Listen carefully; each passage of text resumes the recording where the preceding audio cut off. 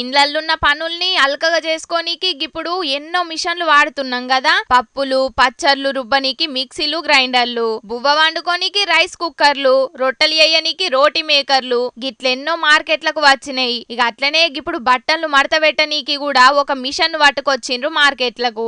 ఆగో చూసిండ్రా, xerox machine లెక్క కానొత్తున్న గిదే మిషన్ బట్టలు మడత పెట్టేది. ఇక ఆ బట్టలను మిషన్ హ్యాండిల్ కాడ పెడితే అదే లోపలికి గుంజుకొని జల్దీనే మడత పెట్టి బయటకు పంపుతున్నది. గిట్లా ఒకటేనుకొకటి ఎన్ని బట్టలు పెడితే అన్నిటిని మంచిగా మడత పెట్టి తిప్పలు లేకుండా చేస్తున్నది అన్నట్టు.